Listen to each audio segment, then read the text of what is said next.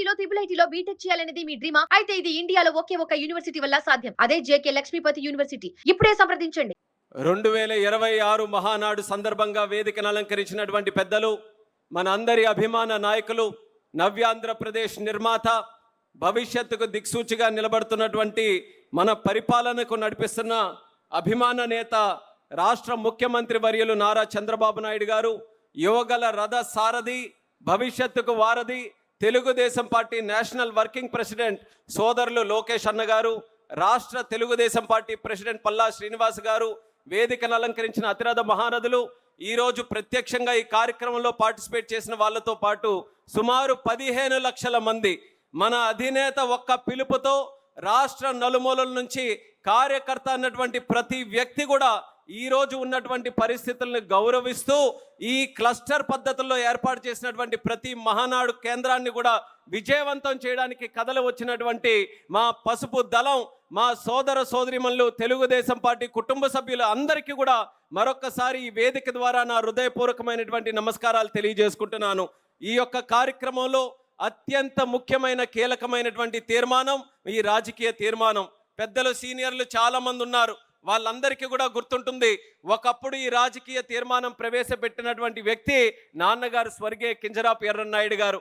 అటువంటి ఈ స్థానం మళ్ళీ ఒక చిన్న వయసులోనే నాకు ఈ స్థానాన్ని కల్పించినటువంటి పెద్దలు, మనందరి కుటుంబ పెద్ద చంద్రబాబు నాయుడు గారికి మరొక్కసారి వేదిక ద్వారా నా ధన్యవాదాలు తెలియజేసుకుంటూ, రాజకీయ తీర్మానం అనంటే మొట్టమొదటిగా మనం మొదలుపెట్టేది తెలుగుదేశం పార్టీ చరిత్ర దగ్గర నుంచి.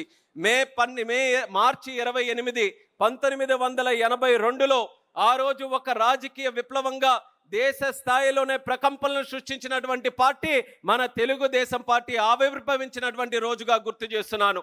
ఆ రోజు విశ్వవిఖ్యాత నట సార్వభౌముడు, యుగ పురుషుడు నందమూరి తారక రామారావు గారు రాష్ట్రంలో ఉన్నటువంటి పరిస్థితులు, తెలుగు జాతికి ఉన్నటువంటి ఆ దుర్భర పరిస్థితులు, అవినీతి ప్రభుత్వాన్ని ఆ రోజు కాంగ్రెస్ పరిపాలిస్తే వాటన్నిటిని కూడా చూసి రాజకీయాల్లో, సమాజంలో ఒక పెనుమార్పు తీసుకొని రావాలని ఆయన సాధించినటువంటి విజయాలన్నిటిని కూడా పక్కన పెట్టి ఒక సామాన్యమైనటువంటి వ్యక్తిగా చైతన్య రథయాత్ర రాష్ట్రంలో చేస్తూ తెలుగు ప్రజల్ని ఉత్తేజపరుస్తూ తెలుగు వారి ఆత్మ గౌరవం కోసం పుట్టినటువంటి పార్టీ మన తెలుగుదేశం పార్టీ అనేది గుర్తు చేస్తున్నాను. ఆ రోజు ఒక నిర్ణయం తీసుకున్నారు నందమూరి తారక రామారావు గారు. పార్టీ నడిపించడం అనంటే కేవలం ఒక పేరు, ఒక రంగు, ఒక ముద్ర, ఒక అచ్చు వేయడమే కాదు, పార్టీలో ఉన్నటువంటి బలం కార్యకర్తలు, నేతలు. అటువంటి నేతలు కానీ కార్యకర్తలు కానీ కొన్ని వర్గాలకో కొన్ని ప్రాంతాలకో పరిమితం కాకూడదు.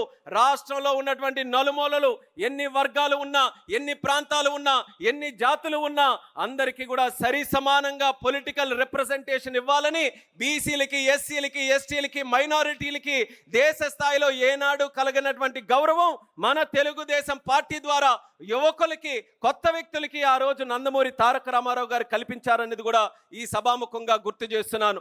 ఆ రోజు కేవలం రాష్ట్రంలోనే మార్పుల కోసం కాదు, ఆ రోజు తెలుగుదేశం పార్టీ పుట్టింది కాంగ్రెస్ పార్టీని గద్దె దించడానికైనా 1983లో 9 నెలల్లోనే తెలుగుదేశం పార్టీ అత్యంత మెజారిటీతో విజయం సాధించిన తర్వాత కేవలం రాష్ట్రంలోనే కాదు, భారతదేశం కూడా బాగుపడాలనంటే అక్కడ కూడా ఉన్నటువంటి కాంగ్రెస్ ప్రభుత్వాన్ని గద్దె దించాలని దేశ స్థాయిలో కూడా నేషనల్ ఫ్రంట్ని ఏర్పాటు చేసి మొట్టమొదటిగా కాంగ్రెసేతర విపి సింగ్ గారిని ప్రైమ్ మినిస్టర్ చేసినటువంటి ఘనత కూడా నందమూరి తారక రామారావు గారిది, మన తెలుగుదేశం పార్టీది అనేది కూడా ఈ సభాముఖంగా తెలియజేసుకుంటున్నాను.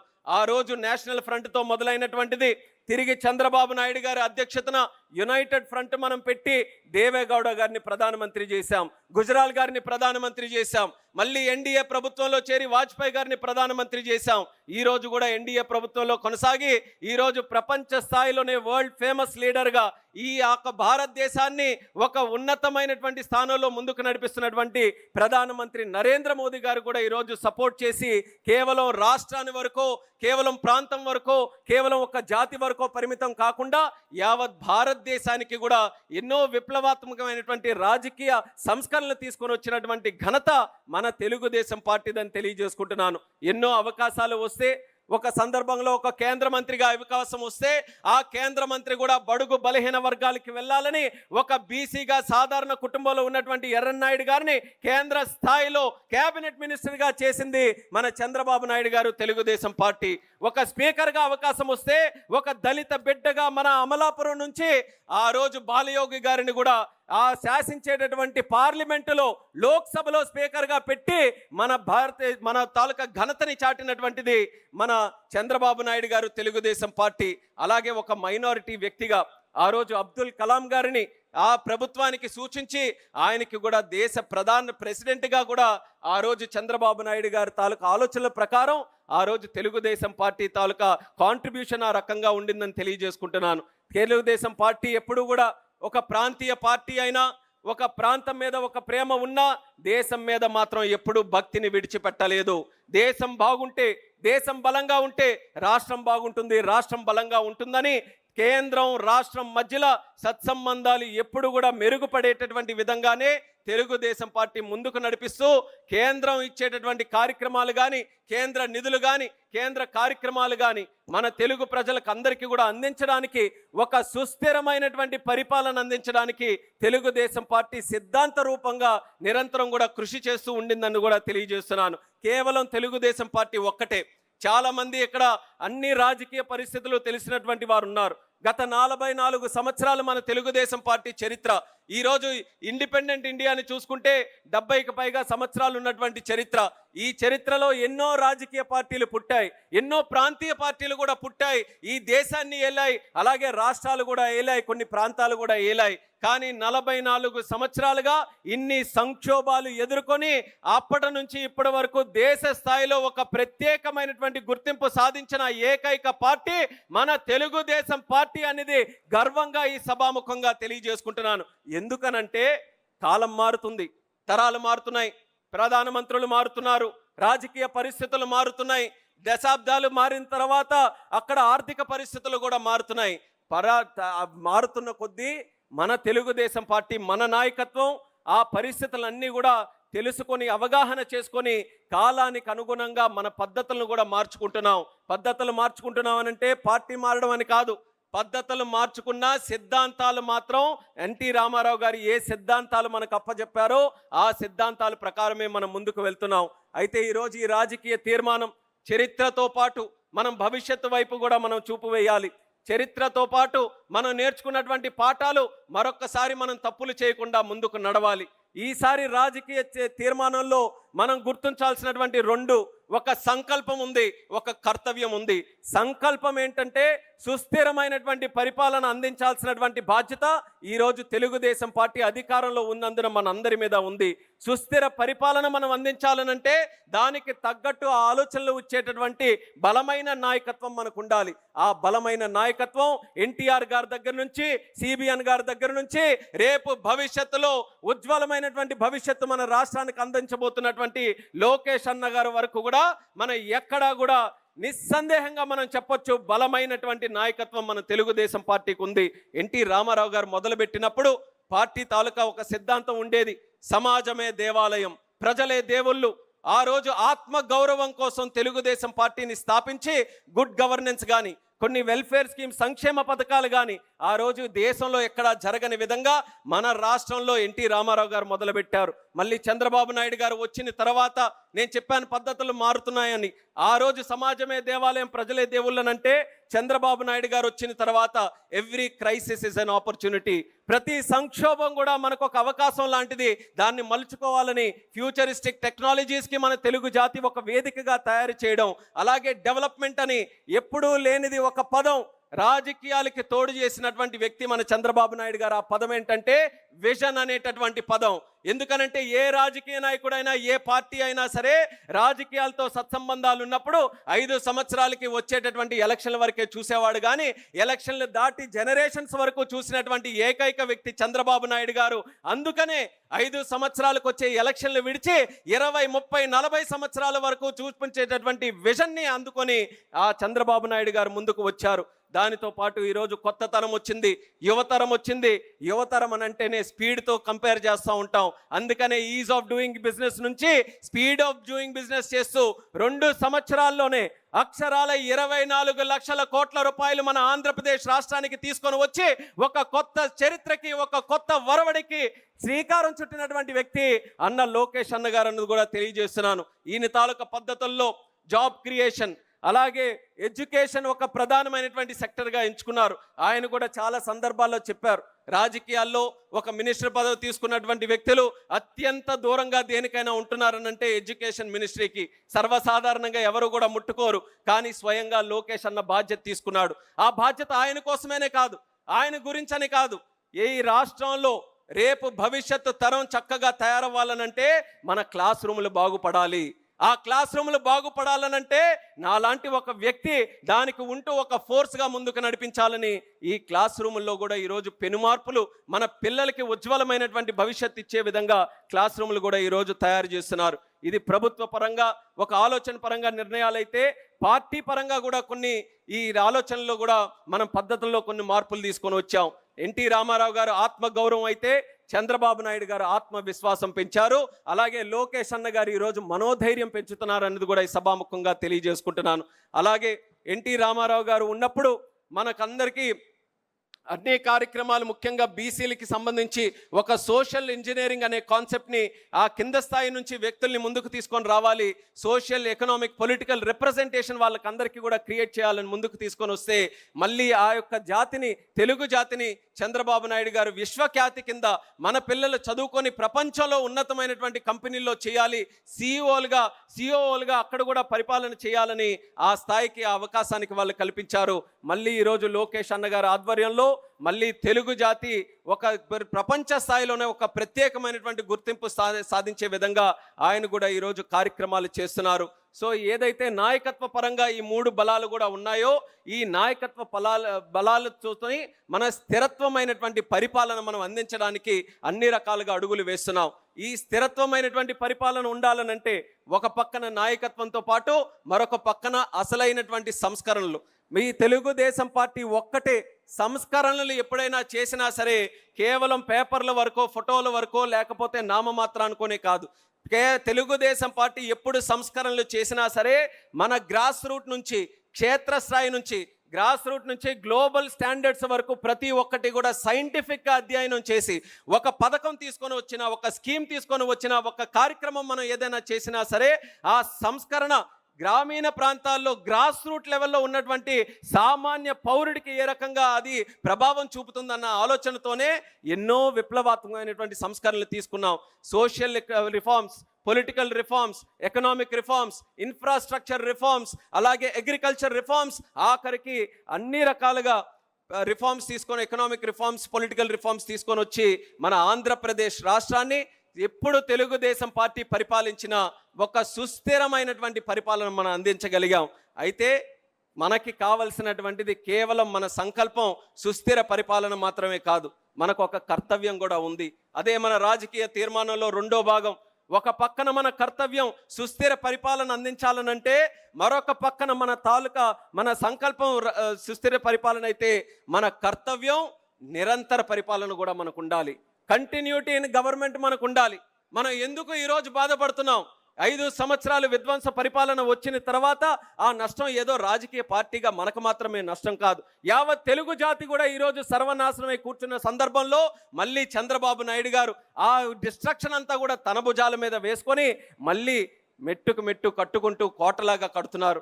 ఈ కోటలాగా కట్టినటువంటి కోటని మళ్ళీ ఎవరైనా సరే దుర్మార్గుల చేతుల్లో పడితే పేక మేడల్లాగా ఈ కోటనంతను కూడా కూల్చి వదిలేస్తే ఈ ఆట ఎన్నాళ్ళు మన తెలుగు జాతి ఇంకా ఆడగలదు ఒక్కసారి మీరందరూ కూడా గమనించాలి. 2004 నుంచి 14 వరకు ఆ రోజు కూడా మనకు అవకాశం మనకే వచ్చుంటే పరిస్థితులు ఏ రకంగా ఉండేవో, అది రాజకీయంగా కానీ ఆర్థికంగా కానీ ఏ రకంగా ఉండేవో ప్రతి ఒక్కరు కూడా విశ్లేషణ చేసుకోగలరు. ఆ రోజు నష్టపోయాం 4 నుంచి 14 వరకు. మళ్ళీ 14లో తీరా విభజన జరిగిన తర్వాత ఆ రోజు చంద్రబాబు నాయుడు గారు గుర్తుకొచ్చారు. ఆ రోజు చంద్రబాబు నాయుడు గారు ఉంటేనే మళ్ళీ తెలుగు జాతికి ఒక భవిష్యత్తు ఉంటుందని ఆ రోజు మళ్ళీ గెలిపించారు. 5 సంవత్సరాలు కష్టపడ్డారు చంద్రబాబు నాయుడు గారు. విభజన తరువాత ఆదాయం తెలంగాణకు వెళ్ళి పాపులేషన్ మన దగ్గరికి వచ్చి తక్కువ ఆదాయం ఉంటే అంచెలంచెలుగా గ్రోత్ రేట్ని పెంచుకుంటూ సరి సమానంగా ఇద్దరు సోదర రాష్ట్రాలని కూడా ముందుకు నడిపించాలనే ఆలోచనతో బ్రహ్మాండమైన ఒక కాంపిటీషన్, ఒక ఫ్రెండ్లీ కాంపిటీషన్తో ముందుకు నడిపిస్తే మళ్ళీ తీరా 2019లో ఎన్నికలు వచ్చినప్పుడు కంటిన్యూటీ మనం తీసుకొని రాలేకపోయాం. ఇక్కడ నేను ఒక ఎగ్జాంపుల్ చెప్పాలి. మనం ఈరోజు దేశంలో అభివృద్ధి చెందినటువంటి రాష్ట్రాలు ఎక్కడయ్యా చూపించమనంటే మొట్టమొదట మనం మ్యాప్ చూపిస్తే మనం వేలు పెట్టేది గుజరాత్ మీద పెడుతున్నాం. గుజరాత్ మోడల్ని మనం చూపించుకొని ఏ సెక్టర్ని చూసుకున్నా సరే గుజరాత్ ఎలా చేసింది మనం కూడా ఎలా చేయాలని ప్రతి ఒక్కరం కూడా దాన్ని ఎగ్జాంపుల్గా తీసుకొని చేస్తున్నాం. అలాంటి ఎగ్జాంపుల్ ఎందుకు చేయగలుగుతున్నారు?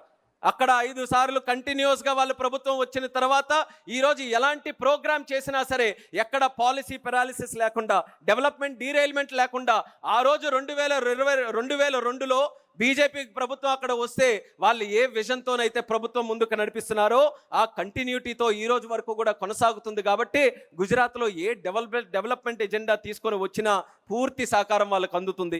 మనకేమో 5 years చేస్తే మళ్ళీ 5 years లేకపోతే మళ్ళీ 5 సంవత్సరాలు అభివృద్ధి సాధించింది, 20 సంవత్సరాలు మనం వెనక్కి వెళ్ళిపోతుంటే అసలు ఎక్కడ మన జాతి ముందుకు వెళ్ళగలదో మనం అందరం కూడా ఒక్కసారి గమనించాలి. అందుకనే ఒక పక్కన సుస్థిర పరిపాలన అందిస్తూ నిరంతర పరిపాలనకి కూడా మనం కృషి చేస్తూ ఉండాలి. ఈ నిరంతర పరిపాలన అందించాలనంటే నాయకులం, వేదిక మీద ఉన్న వాళ్ళం, ఇక్కడ ఉన్న వాళ్ళం, క్లస్టర్లో బూతుల్లో అక్కడ కూడా పనిచేస్తున్నటువంటి నాయకులు, కార్యకర్తలు అందరూ కూడా ఏకైక ఎజెండాతో ముందుకు వెళ్ళాలి.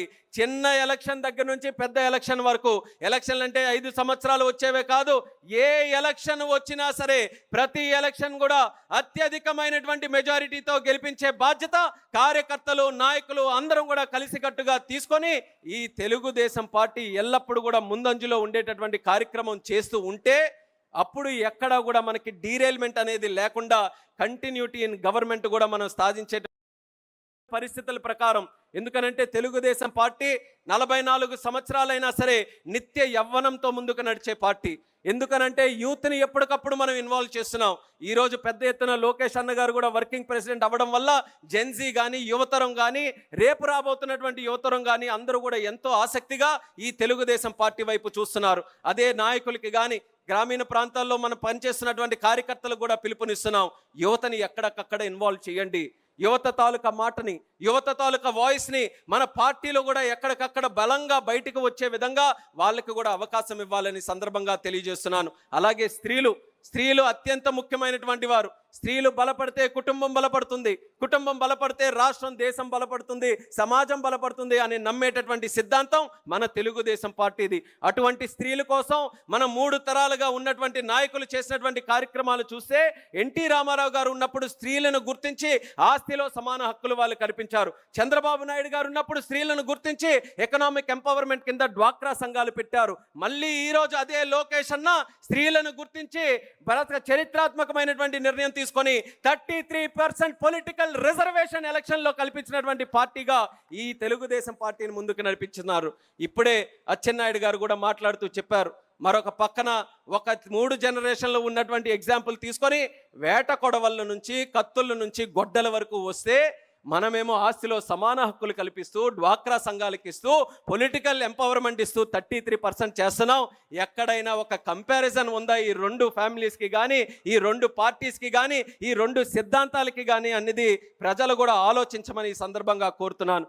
యువతను ఇన్వాల్వ్ చేయాలి, మహిళల్ని మనం ఇన్వాల్వ్ చేసుకుంటూ, ముఖ్యంగా ఈ రోజుల్లో క్షేత్రస్థాయిలో ఫిజికల్గా మనం ఎంత కష్టపడుతున్నామో సోషల్ మీడియాలో కూడా ప్రతి ఒక్కరూ దృష్టి పెట్టాలి. సోషల్ మీడియా కూడా ఒక పాఠం లాంటిదే. సామాన్య కార్యకర్త అయినా అది చూడాలి. అంటే అందులోని ఏదో అలజడి సృష్టిద్దామని కాదు, అసలు సోషల్ మీడియా ప్రచారంలో ఆ ప్రచారం ఏ రకంగా జరుగుతుంది, బెనిఫిట్గా జరుగుతుందా, నెగిటివ్గా జరుగుతుందా, దాని మీద కూడా చూసుకొని రైట్ ఇన్ఫర్మేషన్ మనం పాస్ చేయడానికి ప్రతి ఒక్క కార్యకర్త కూడా సోషల్ మీడియా మీద అలర్ట్గా ఉంటూ దాని మీద కూడా నిత్యం కూడా స్టడీ చేస్తూ ముందుకు నడవాలని, ఆ నిరంతర పరిపాలనకి వీళ్ళందరినీ కూడా ఇంక్లూడ్ చేసుకుంటూ మనం ముందుకు నడిపించాలని కూడా ఈ సభాముఖంగా తెలియజేసుకుంటున్నాను.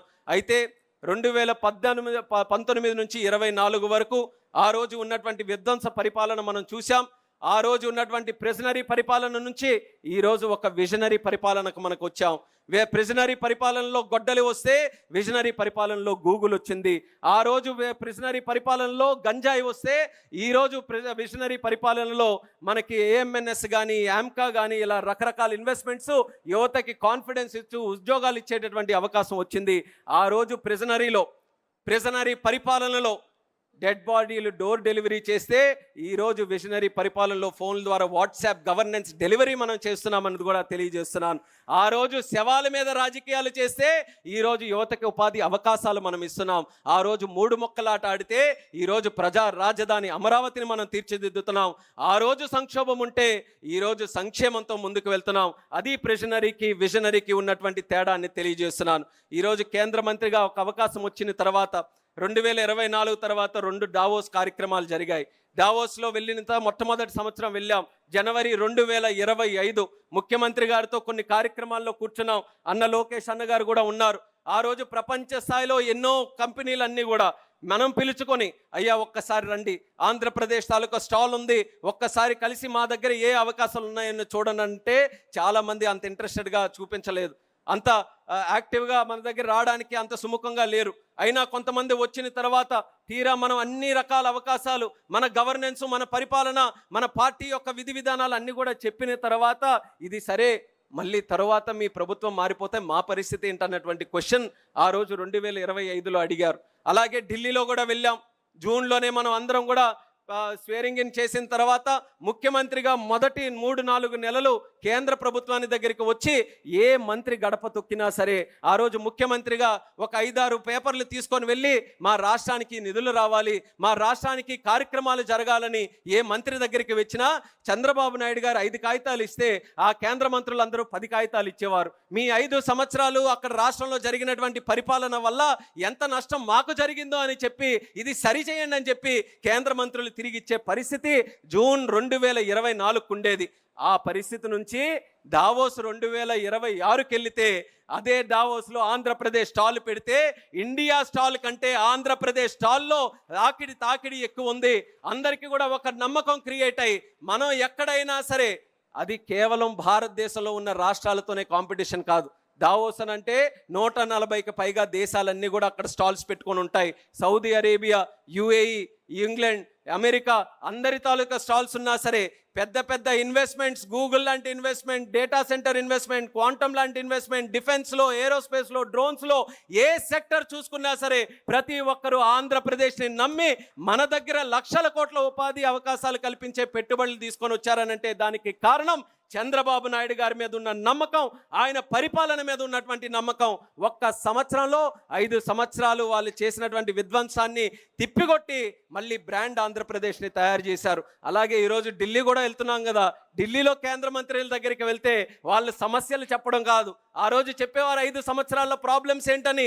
ఈరోజు ఏం చెప్తున్నారంటే మోదీ గారు దేశంలో కొత్త పథకం తీసుకొని వచ్చారు, కొత్త సంస్కరణ తీసుకొని వచ్చారు. సోలార్ ఎనర్జీలో కావచ్చు, ఇన్వెస్ట్మెంట్స్లో కావచ్చు, సెమీ కండక్టర్స్లో కావచ్చు, ఎయిర్పోర్ట్స్లో కావచ్చు, ఇలా ఏ సెక్టర్ తీసుకొని వచ్చినా అది ఇంప్లిమెంట్ చేయాలనంటే ఆ ఘనత చంద్రబాబు నాయుడు గారికి ఉందని ఈరోజు ఎవరు వెళ్ళినా సరే స్కీములు ఇచ్చి అయ్యా తొందరగా మీరే చేయండి, మీరు చేస్తే ఆదర్శంగా మిగతా రాష్ట్రాలు తీసుకెళ్తాయని ఈరోజు ఆ పరిస్థితిని కూడా మార్చి దావోస్ కానీ ఢిల్లీ కానీ ఆంధ్ర పరిపాలన తాలూకా విధానం చంద్రబాబు నాయుడు గారి ఆధ్వర్యంలో ఏ రకంగా బలంగా ముందుకు నడుస్తుందో మీరందరూ కూడా గమనించాలని తెలియజేస్తున్నాను. అందుకనే కార్యకర్తలు సుస్థిర పరిపాలన, నిరంతర పరిపాలన, stability in governance, continuity in government, ఈ 2 విషయాలు మనం ఒక జీవన విధానంగా టీడీపీ అనంటే 9 to 5 జాబ్ లాగా కాదు. టీడీపీ అనంటే ప్రజాసేవలో, ప్రజాక్షేత్రంలో, ప్రజల సంక్షేమం కోసం 24/7 365 ఫర్ ఎవర్ మనం నిరంతరం కూడా ఇది పని చేస్తూనే ఉంటాం, కృషి చేస్తూనే ఉంటామన్న విధంగా మనం కార్యక్రమాలన్నీ కూడా చేయాలని తెలియజేసుకుంటూ, నిన్న అన్న మాట చంద్రబాబు నాయుడు గారు అన్న మాట నెవర్ అగైన్ అని చెప్పారు. అది కూడా మనం గుర్తుపెట్టుకోవాలి. గొడ్డలి నెవర్ అగైన్, కూటమి అగైన్ అండ్ అగైన్ అన్న విధంగా ఏ ఎలక్షన్లు వచ్చినా సరే కూటమి ప్రభుత్వాన్ని మనం ఏదైతే భారతీయ జనతా పార్టీ, జనసేన, తెలుగుదేశం 3 కలయికతో మన ఆంధ్రప్రదేశ్ రాష్ట్రానికి కేంద్రం రాష్ట్రం ఒక కోఆపరేటివ్ ఫెడరలిజం స్పిరిట్తో మనం డెవలప్మెంట్ చేసుకుంటూ ముందుకు వెళ్తున్నామో అది ఎక్కడా కూడా ఎటువంటి అడ్డంకులు కానీ బ్రేక్స్ కూడా రాకుండా మనం కంటిన్యూస్గా దానికి ముందుకు నడిపించాలని మళ్ళీ తెలియజేసుకుంటూ ఈ యొక్క రాజకీయ తీర్మానం ప్రతి ఒక్కరికి కూడా ఒక జీవిత విధానంగా ప్రతి ఒక్కరు కూడా దీన్ని అలవాటు చేసుకొని ముందుకు నడవాలని తెలియజేస్తూ ఈ యొక్క కార్యక్రమంలో ఎంతో చక్కగా మనం స్క్రీన్లో కూడా చూస్తున్నాం. 15 లక్షల మంది వరకు కూడా పార్టిసిపేట్ చేసి మనకి నిత్యం బలాన్ని ఇస్తున్నటువంటి కార్యకర్తలు కోటమిరెడ్డి గారు కూడా మాట్లాడారు. వాస్తవమైనటువంటి మాట. ఈరోజు కేంద్ర మంత్రిగా ఉన్నాను, చంద్రబాబు నాయుడు గారు ఆశీర్వదించి పంపించి ఈరోజు ఢిల్లీలో క్యాబినెట్లో సెంటర్లో కోట్ వేసుకొని అక్కడ క్యాబినెట్లో కూర్చుంటే చాలా గొప్పగానే ఉంటుంది. కానీ పసుపు చొక్కా వేసుకొని మహానాడులో ఇక్కడ కృషి చేస్తే అంతకంటే గొప్పతనం ఏ తెలుగుదేశం పార్టీ కార్యకర్తకు కానీ నాయకుడికి దొరకదు. అది నాకు ఎప్పుడు కూడా లభిస్తూ ఉంటుందని మరొకసారి ఈ సందర్భంగా తెలియజేస్తూ, మొట్టమొదటి ప్రాధాన్యత పార్టీకి క్యాడర్కి మనం ఇచ్చి తరువాత మనం ఆ ప్రభుత్వానికి కూడా మనం సేవ చేస్తూ ముందుకు నడవాలని ఈ మహానాడు ద్వారా ప్రతి ఒక్కరికి కూడా తెలియజేసుకుంటూ, చంద్రబాబు నాయుడు గారికి మరొక్కసారి నా హృదయపూర్వకమైనటువంటి అభినందనలు. ఏ రోజు కూడా తెలుగుదేశం పార్టీలో పనిచేసినటువంటి ఒక నాయకుడు తాలూకా బిడ్డగా కాకుండా తన సొంత బిడ్డగా చూసుకొని ఎల్లప్పుడూ కూడా నాకు ఆశీర్వదిస్తున్నారు. నా తరపున నాలాంటి కుటుంబాలు లక్షలు ఉన్నాయి తెలుగుదేశంలో. నాకొక్కరికని కాదు, ప్రతి ఒక్కరికి కూడా అదే భావనతో ఆయన చూస్తున్నారు. వాళ్ళందరి తరపున కూడా ఆయన పాదాలకి నమస్కరించుకుంటూ ఈ అవకాశం కల్పించిన ఆయనకి హృదయపూర్వక ధన్యవాదాలు తెలియజేస్తూ, కాస్త సమయం ఎక్కువైంది కాబట్టి మన్నించాలని కూడా తెలియజేసుకుంటూ మీ అందరి దగ్గర సెలవు తీసుకుంటున్నాను. జై తెలుగుదేశం.